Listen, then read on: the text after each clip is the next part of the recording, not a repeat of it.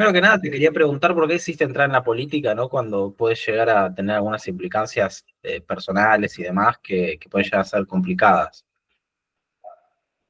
Bueno, yo abracé las ideas liberales de muy joven y estuve siempre afiliado al Partido Liberal de Corrientes, que defendía las ideas liberales aquí en la provincia. Un bastión, es el partido más antiguo del país. Se fundó en 1856 y mantenía una identidad. La identidad liberal era a través del Partido Liberal. Yo considero hace muchos años, producto de la situación política en Corrientes, las alianzas con el radicalismo alejaron, con el peronismo del Partido Liberal, alejaron al partido de, de su identidad, ¿no? Entonces, en ese sentido, yo, estando adentro del partido, planteaba liderar un proyecto liberal libertario para Corrientes. No, nunca se dio, y entonces al cabo de un tiempo creamos una fundación para difundir las ideas de la libertad y dimos la batalla cultural de hace muchos años, ¿no? De toda una vida. Y considero que, pues, entonces siempre estuve en la política sin haber tenido nunca un cargo político, pero siempre difundiendo las ideas, planteando proyectos, escribiendo, dando charlas.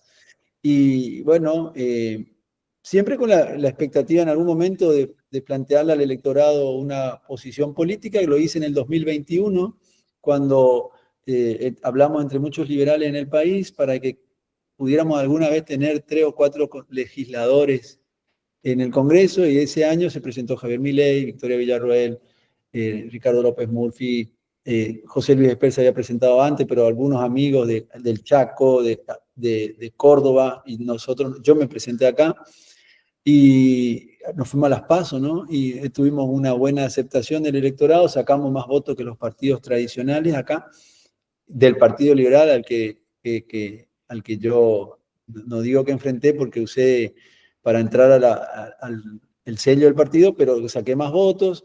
Entonces dijimos, acá hay todo un movimiento que se está generando hacia las ideas liberales, y bueno, y ahí explotó lo de Javier Milei, ¿no? Y bueno, considero eso, que tenemos que dar la batalla. Yo siempre digo, nosotros hemos dado la buena batalla, que es la batalla cultural, y tenemos que pasar a la acción política para darle esa batalla cultural en la legislatura, en este caso que me toca a mí ahora. Yo quiero ir a la legislatura, pero no a perpetuarme en el poder, sino a legislar, a controlar, como dice el presidente, devolverle el poder a la gente, dejar sin efecto privilegios, beneficios de la política. Yo considero que un ciudadano, o sea, yo no puedo legislar si no soy un ciudadano común, digamos. Si yo me alejo del ciudadano común, no puedo legislar para el ciudadano común. Entonces, debo ir a dar el ejemplo, a generar esto que hemos hablado siempre y dando la batalla cultural, plantearlo en el Congreso de la Nación, y ese es un desafío, ¿no? Que como liberal yo siento, y quiero que la gente sienta que hay un ciudadano común que tiene un cargo circunstancial, y que pueda legislar y representar al ciudadano común, porque soy un ciudadano común.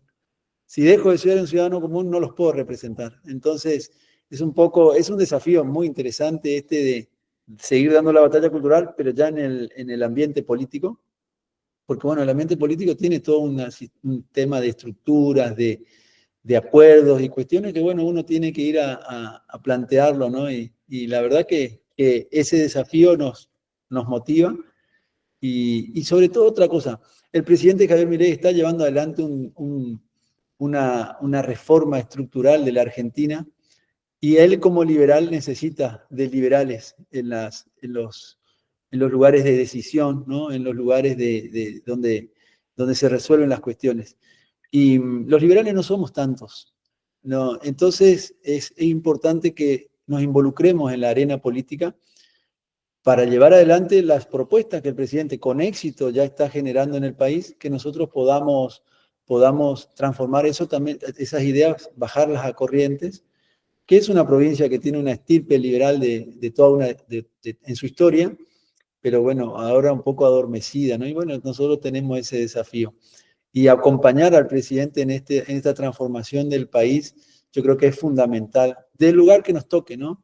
Algunos en la batalla, siguiendo en la batalla cultural, otros dando la batalla cultural adentro desde la política, y bueno, como liberales tenemos ese desafío, porque tenemos mayor responsabilidad, porque siempre hemos dicho o hemos tenido un discurso y ahora tenemos que demostrar si solo fue un discurso o realmente es un estilo de vida. Yo considero que el liberalismo para mí es un estilo de vida, ¿no? Y bueno, por eso es de mayor responsabilidad lo que hagamos, digamos y legislemos a partir de diciembre, ¿no? No sé si te Te quería, respondí la pregunta. Sí, sí, sí, pero sí. perfecto. Te quería ¿Eh? preguntar, vos nombraste muchas veces la batalla cultural, ¿no? El otro día entrevisté a Adrián Rabier, que va a ser candidato en La Pampa, también por la Libertad Avanza, supongo que lo conoces. ¿Mm?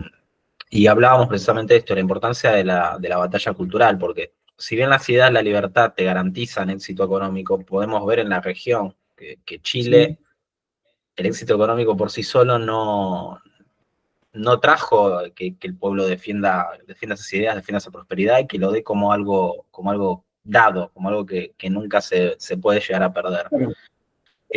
Por eso te voy a preguntar, vos hablas mucho de la batalla cultural. ¿Qué importancia le Sí. das precisamente en la escena política, ¿no? Del país? ¿Por qué crees que es tan importante? Yo creo que es fundamental, porque te decía, ¿no? Los liberales no somos tantos, los convencidos no somos tantos, no somos el 56% de los liberales. El presidente ganó las elecciones, él es un liberal, pero ganó las elecciones por múltiples situaciones, por su personalidad, por su conocimiento, por, por su coraje y decisión del rumbo que tiene que llevar la Argentina, pero se dieron una serie de factores. Pero si mañana tuviéramos unas elecciones de liberales, seríamos muy pocos, ¿no? Entonces, hoy la gente empieza a hablar de equilibrio fiscal, de que no haya déficit fiscal, que bajen los impuestos. ¿Y por qué hace eso la gente? Y la política toma ese mensaje, porque cambia el paradigma, ¿no? La gente es la que está solicitando esos cambios, entonces la política los toma.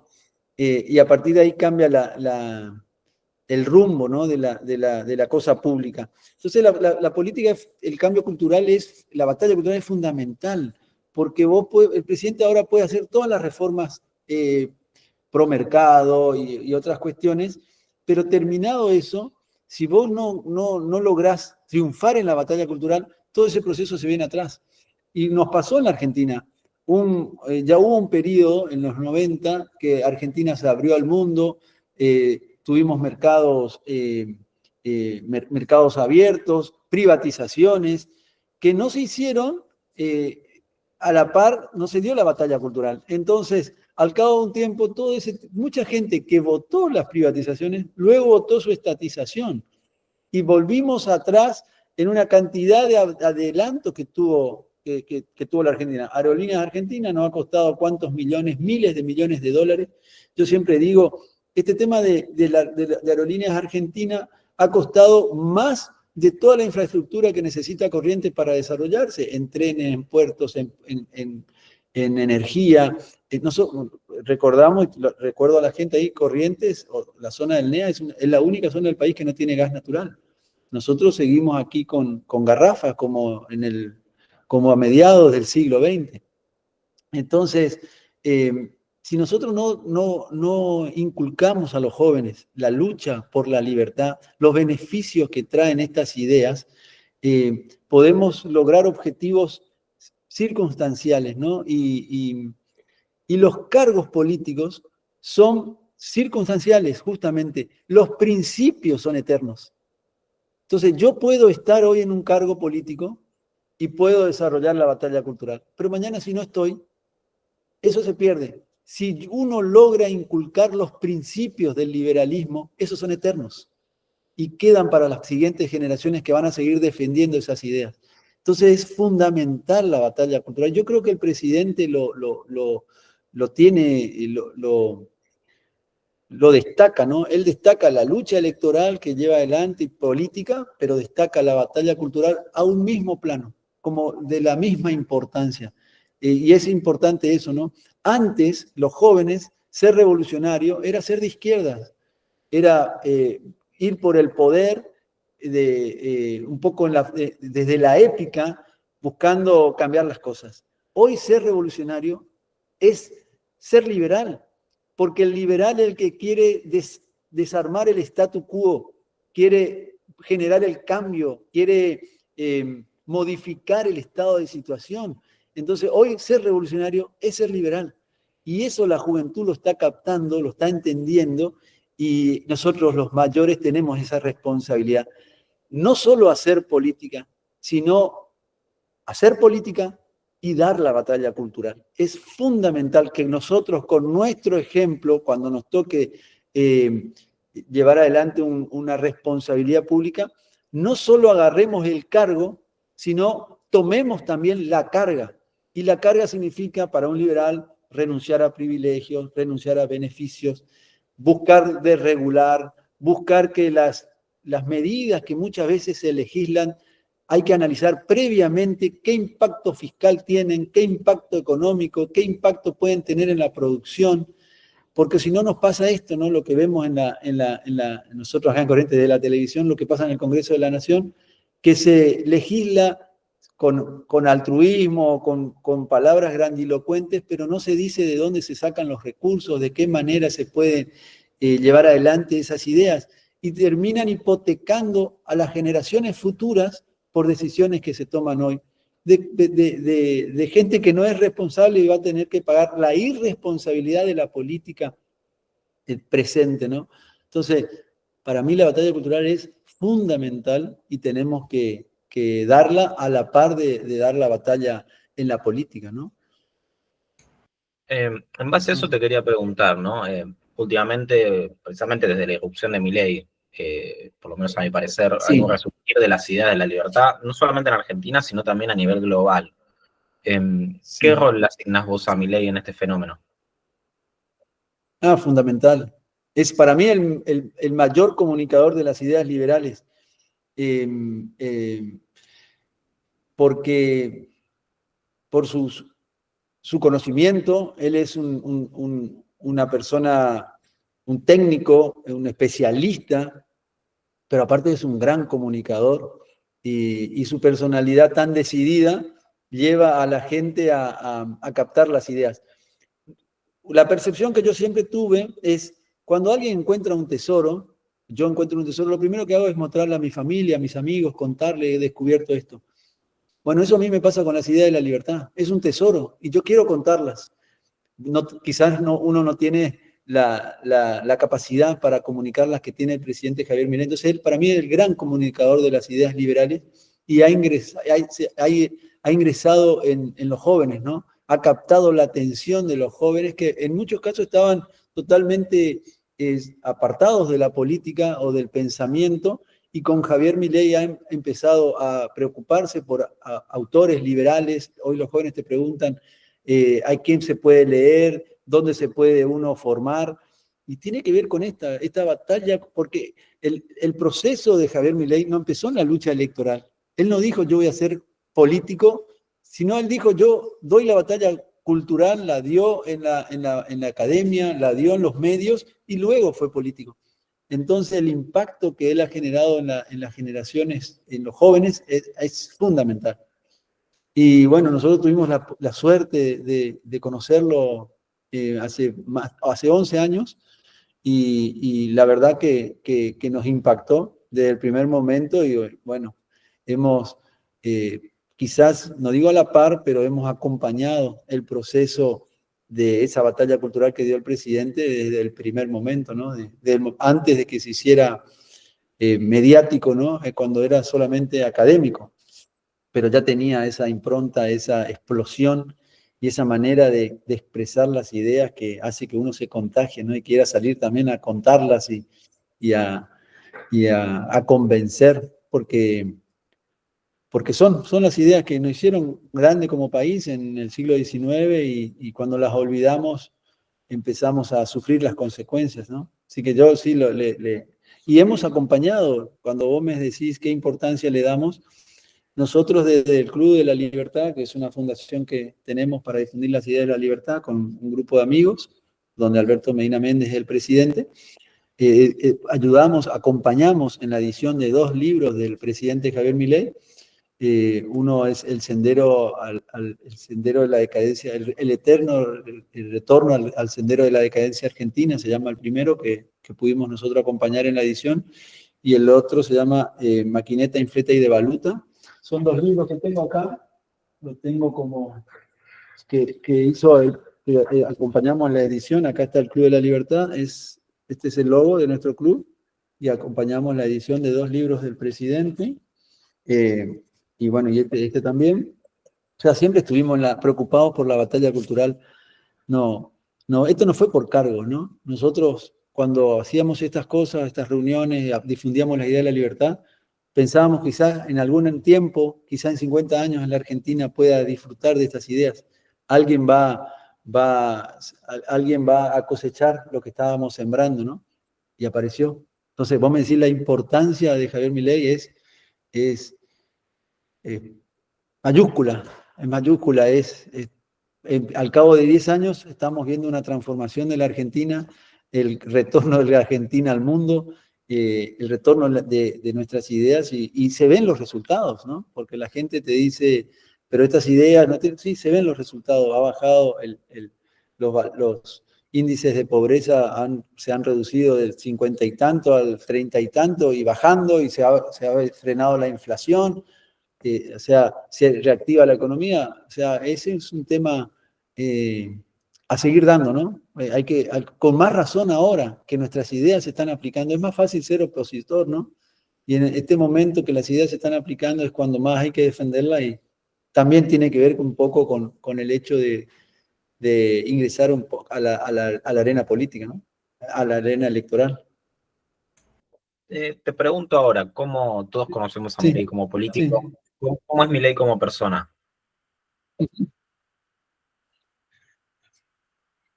Bueno, nosotros lo conocemos por esta cuestión de instituciones. Es una persona muy transparente, así lo conocí yo, muy transparente, de decir las cosas como son, no se guarda, no mide, él es auténtico, ¿no? Yo siento que es eso, es auténtico, es como lo ves hoy, era hace 10 años. Yo cuento una anécdota siempre, la primera vez que vino a dar una charla, dio 2 charlas en Corrientes, eh, y yo invité a mi familia, ¿no? No éramos muchos. Invité a mi familia y invité a gente vinculada al liberalismo. Cuando salimos de la reunión, que fue impactante, fue motivadora, la gente mayor me decía, che, pero las formas, lo de siempre, ¿no? Las formas, las maneras. Y mi hija, que tenía 16 años o algo por el estilo, en ese momento me dijo, papá, le entendí todo. Ella estaba estudiando el ingreso a medicina y me dijo, papá, le entendí todo. Y yo dije, acá hay algo. Los jóvenes captaban inmediatamente el mensaje, porque él es auténtico, es, como se muestra. Yo creo que él es tan auténtico que él siempre dice la verdad, eso es lo que se ve. Y eso es, en un mundo de apariencias, actual de apariencias, que tiene dobleces y eso, tener una persona auténtica, eso, como dicen los jóvenes paga, ¿no? Y, y, y así es el presidente, él llega a los jóvenes porque es auténtico. No, yo creo, no tiene dobleces. ¿Ves? Esa es la impresión que tengo, ¿no? Es fundamental. En una Argentina agobiada por la mentira, apareció alguien que te dice la verdad. Y eso es muy importante. Eso es un cambio de rumbo. Y se Te juega quería por la preguntar, verdad, sobre todo, ¿no? No solo. Sí, sí, no te quería sí. preguntar, ya yendo un poco más al terreno político, ¿Qué particularidades políticas encontrás en tu provincia? ¿Qué nos podés contar que sea diferente al resto? Recién contabas, por ejemplo, lo del el hecho de que todavía no tienen gas natural. O sea, ¿qué nos Sí. podés contar de lo que necesita la provincia, de lo que crees que puede aportar el liberalismo, las ideas de Milei precisamente? Bueno, Corrientes tiene una larga tradición con las ideas liberales que se ha olvidado. Eh, Nosotros tenemos una clara dependencia del empleo público. Eh, Tenemos estas cuestiones. Nosotros tenemos una represa, que es la represa Yacyretá, que produce energía. El 20% de la energía eléctrica del país produce Yacyretá. Y nosotros pagamos la energía como si el kilómetro cero de la energía, como si la represa estuviera en Ezeiza. Se nos cobra el flete y pagamos la energía más cara del país teniendo la represa en nuestro territorio, ¿no? Sufrimos por ahí los embates ambientales de la represa y sufrimos también los embates de un falso federalismo que nos hace pagar, en vez de al pie de la represa la energía, nos hace pagar un transporte que no existe, ¿no? No tenemos gas natural, te decía recién, no tenemos infraestructura en rutas, en Corrientes hay solamente 300 kilómetros, ni eso, ¿no? 100 kilómetros de autopista, 100 kilómetros de autopista de Mocoretá a Paso de los Libres, y después no tenemos autopista, ninguna autopista, son todas rutas, algunas de más de 60 años, mal mantenidas, entonces a Corrientes le falta infraestructura para poder sacar la producción. Tenemos 300 kilómetros de vías férreas, cuando en el año 1901 teníamos 800 kilómetros de vías férreas. Entonces toda la producción se saca por camiones, eso encarece los fletes, encarece, bueno, hace más peligrosas las rutas que ya están en una situación precaria. Estamos desconectados de la Pampa, digamos, no tenemos, el único puente que nosotros tenemos con conexión al Chaco es el puente General Belgrano. Tenemos que tener infraestructura de puente de Goya o Lavalle a Reconquista que nos una con la Pampa húmeda. Te decía, no tenemos vías férreas, no tenemos... todas estas cuestiones hacen que, que producir en Corrientes sea muy difícil, sea muy caro. Entonces, hay una cantidad de cosas que nosotros tenemos que atacar. Y después tenemos cuestiones institucionales. En Corrientes, por ejemplo, no hay una ley de acceso a la información pública, entonces no sabemos cómo se gasta, en qué se gastan los fondos públicos. O sea, la calidad de infraestructura, la calidad institucional en Corrientes puede tener un renacer y es necesario que lo tenga, ¿no? Porque si no, es muy difícil que una zona productiva como es Corrientes, con gente muy capacitada y muy emprendedora, no tiene el apoyo necesario para poder desarrollarse. El Estado termina siendo en Corrientes una estructura que en vez de impulsar el desarrollo termina desistiendo la intención de los particulares de llevar adelante sus emprendimientos. Entonces, hay cosas para hacer en Corrientes, hay que legislar para facilitar, no tener un Estado que termina siendo un socio caro, sino tener un Estado que mínimo que desregule, que te dé facilidades y condiciones para producir lo más rápido posible de la manera más conveniente y rápida, ¿no? No tener habilitaciones eternas para abrir un local. Está todo por hacer, ¿no? Está todo y la intención de uno es ir a la legislatura para controlar, pero sobre todo para desregular. Hay una inflación legislativa que, que nos hace improductivos, ¿no? Y hace que nuestra provincia, en vez de explotar las fuerzas productivas, termine desistiendo de esa posibilidad de, de expansión. Entonces, hay muchísimo para hacer en una provincia, somos una de las provincias más pobres del país y tenemos ese gran desafío, ¿no? De generar una provincia con todas las posibilidades. Tenemos frontera con 3 países, estamos en el centro del Mercosur, pero ni siquiera tenemos la posibilidad de tener vía férrea para que ser una vía de paso obligado de la conexión bioceánica, que es uno de los temas que tenemos que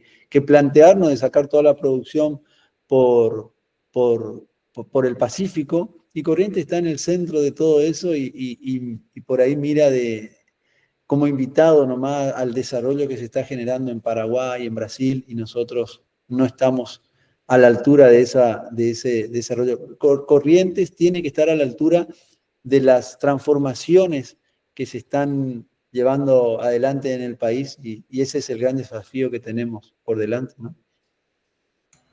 Bueno, para terminar te quería preguntar, vos hablaste mucho también de entender las ideas detrás de los fundamentos Sí. de las ideas de la Sí. libertad. ¿Qué libro le recomendás a alguien que quiere empezar a interiorizarse para precisamente empezar a entender un poco más estas ideas? Bueno, a mí Alberdi siempre si vos me preguntás qué leí yo primero, creo que leí su carta a la Universidad de Buenos Aires, estando él en el exterior, su primer carta. Ese es un artículo que recomendaría como para empezar a leer. La conferencia de Alberdi que se leyó en la Universidad de Buenos Aires, unos años, 2 años o 3 años antes de su muerte. Eso me parece interesante, que uno puede empezar por ahí. Y luego, un libro que a mí de joven lo leí muy joven, fue Camino de Servidumbre de Friedrich Hayek, que hablaba del totalitarismo, ¿no? De la irrupción del totalitarismo y cómo íbamos hacia que es el futuro que se concretó. Y otro tema, bueno, hay muchos, ¿no? Yo tengo mi biblioteca, la verdad que estoy orgulloso de mi biblioteca, pero bueno, la acción humana, la acción humana de Mises, también es un libro que recomiendo. También, bueno, la rebelión de Atlas es un libro de Ayn Rand también que podrían... No, es infinidad, hay infinidad de libros que podría recomendar, pero otra cosa que yo leí mucho en mi juventud fueron la colección de ideas para la libertad de Alberto Venegas Lynch. Eso fue porque ahí escribían autores como Leonard Read, Henry Hazlitt, el mismo Venegas Lynch, no sé, Mises, Hayek.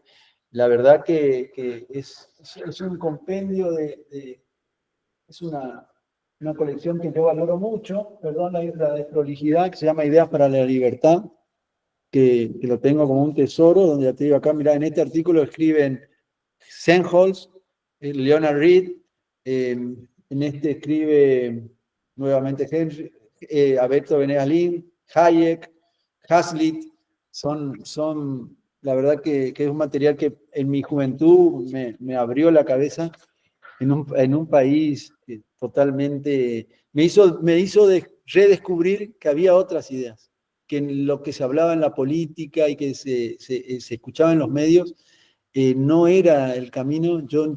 Estas colecciones me abrieron la cabeza y me hicieron ver que había otras ideas y que yo pensaba que no se aplicaban en ningún lado del mundo, y después me di cuenta que se habían aplicado en la Argentina en el siglo XIX y que por eso nos habíamos transformado en el país, en uno de los países más avanzados, que luego pudo vencer el analfabetismo y que significó un faro para el mundo y que fuimos el puerto de llegada o la puerta de llegada para muchas personas que pudieron hacer la América, la hicieron acá.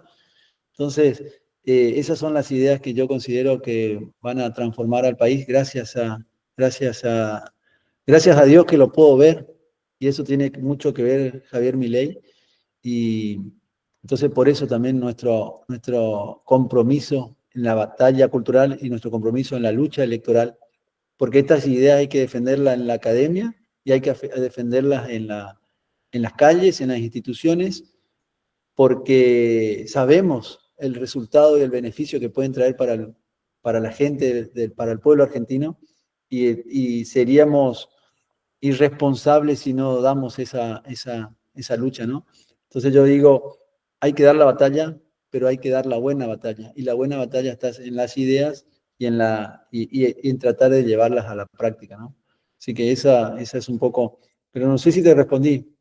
Mises con la acción humana, Hayek con el camino de servidumbre, y la carta de Alberdi, y, bueno, y este compendio que tiene, ya te digo, pero está Leonard Reed, Hazlitt. La gran idea de Hazlitt también es un libro que me gustó más siendo muy joven. Y la economía en una lección también es de Hazlitt. El Libre para elegir de Milton Friedman. Eso también es otro libro que me despertó mucho interés. O sea, por eso podríamos, del libro podríamos hablar un rato largo, porque la verdad que leer sobre el liberalismo para mí es algo que me llena mi tiempo, mis ganas y un poco mi vida, ¿no? Leer sobre las ideas de la libertad. Muchas gracias, Ricardo. No, al contrario, un gusto.